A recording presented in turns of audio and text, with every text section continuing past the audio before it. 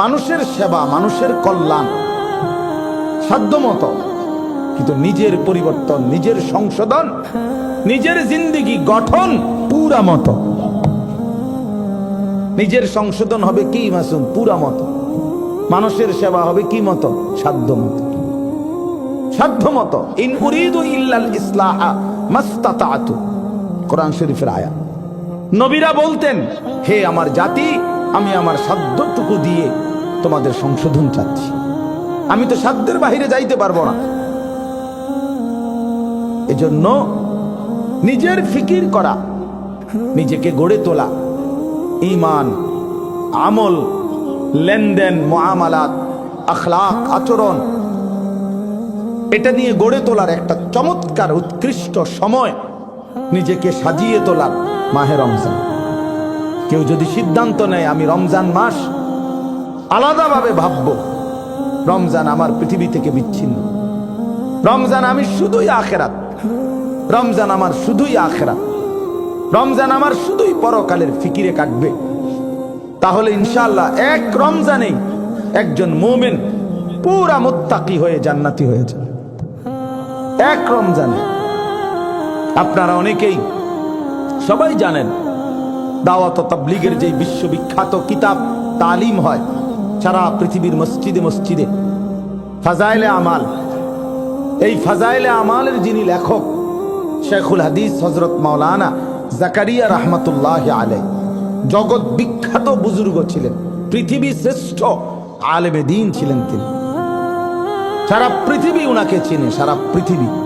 উনি শুধু এই একটা বই লিখছেন না, উনার জীবনে উনি ৬০ বছর শুধু রাসূলুল্লাহ সাল্লাল্লাহু আলাইহি সাল্লামের হাদিসে পড়াইছেন। ১১ থেকে ১৩ বছর টানা মদিনার মসজিদে নববীতে রাসূলুল্লাহ সাল্লাল্লাহু আলাইহি ওয়াসাল্লামের রওজায়ে আতহারের কাছে আল্লাহর নবীর হাদিস পড়াইছেন।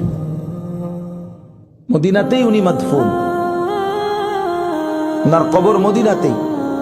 তো শেখুল হাদিস হযরত মাওলানা জাকারিয়া রাহমাতুল্লাহ আলাইহি সারা পৃথিবী ব্যাপী তার অসংখ্য অগণিত মুরিদ, ভক্ত, শাগরিদ ছিল। উনি হিন্দুস্তানের, ভারতের ইউপির সাহারানপুর এই দারুল উলুম দেওবন্দ মাদ্রাসার পাশে আরেকটি পৃথিবী বিখ্যাত কওমি মাদ্রাসা আছে, মাজাহিরুল উলুম সাহারানপুর। এই সাহারানপুর মাদ্রাসার শেখুল হাদিস ছিলেন, বুখারী পড়াইতেন, হাদিস পড়াইতেন। তো আমরা কিতাবের মধ্যে পড়ছি, উনার জীবনীতে আছে, প্রত্যেক সারা বছর উনার কাছে শত শত ভক্ত, মুরিদ, মানুষ, ওলামা, মানুষ আসতো সারা পৃথিবী থেকে, সবচেয়ে বেশি আফ্রিকা থেকে। তো সারা পৃথিবী থেকে উনার কাছে মানুষ আসতো। কিন্তু যখনই রমজান মাস আসতো উনি গোটা পৃথিবী থেকে আলাদা হয়ে যাইতেন। সমস্ত দর্স, তাদরিস, তালিম, খানকা, বয়ান, ওয়াজ, নসিহত সব ছেড়ে দিতেন, শুধু একাকী আল্লাহর ইবাদতে দরজা বন্ধ করে লেগে যেতেন। শুধু নামাজ জামাত, শুধু ইবাদত, শুধু জিকির, শুধু তেলাওয়াত, শুধু আখিরাতের একক মেহনত লেগে যেতেন তিনি। তো তখন একটা কথা প্রসিদ্ধ ছিল, সাহারানপুর রেল স্টেশনে মানুষ তো রেলে যোগাযোগ করত, এখনো ইন্ডিয়ার রেল যোগাযোগই বেশি। তো সাহারানপুর স্টেশনে, রেল স্টেশনে কুলিরা এই হুজুর ঘরে দেখলেই বুঝতো যে এরা জাকারিয়া সাহেবের কাছে যাইতে আছে। তো ওরা তো সারা বছর কুলিগিরি করতো, জানতো যে লোকজন ওনার কাছে যায়। তো রমজান মাস আসলে এই কুলিরা স্টেশনের, ওনারাও জানতো এখন রমজান।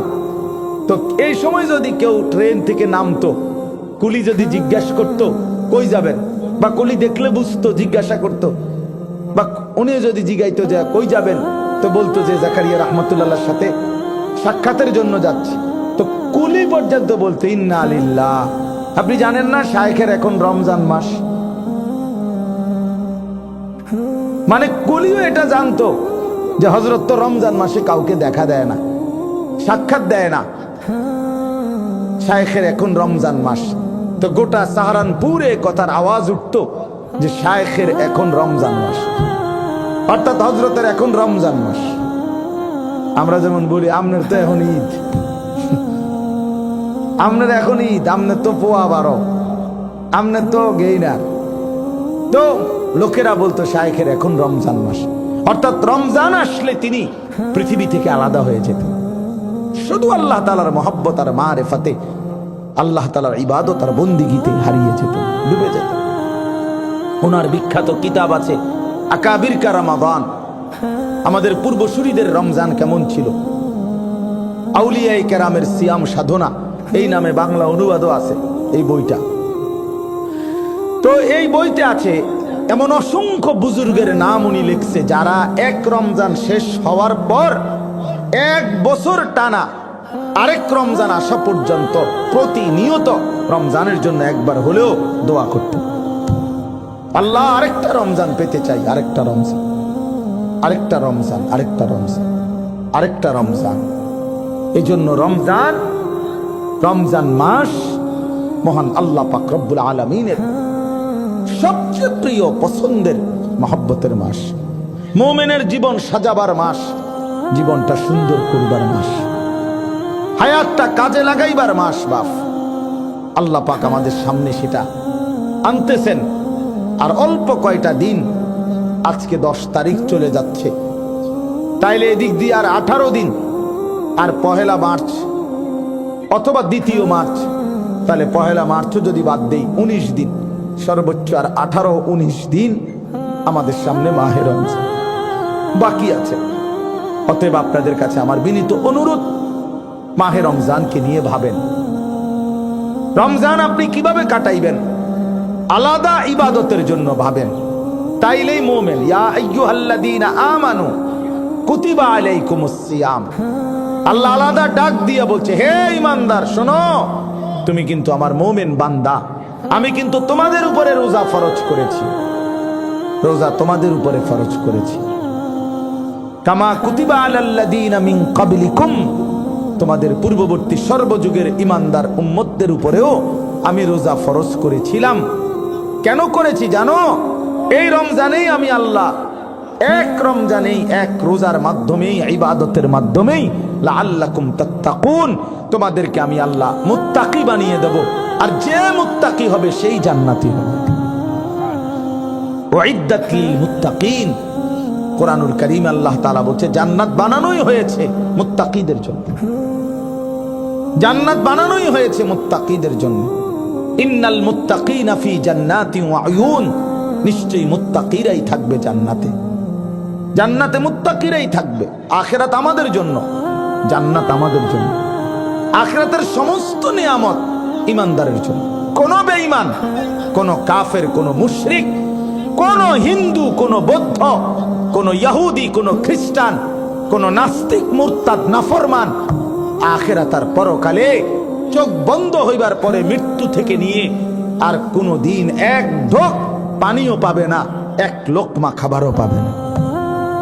ওরা ব্যর্থ, ওদের যা উপভোগ শুধু দুনিয়া, শুধু দুনিয়া। কুলু ওয়া তামাত্তাউ কালিলান ইন্নাকুম মুজরিমুন। আল্লাহ বলছে নাফরমান, অল্প কিছুদিনের দুনিয়া খাও, ভোগ করো।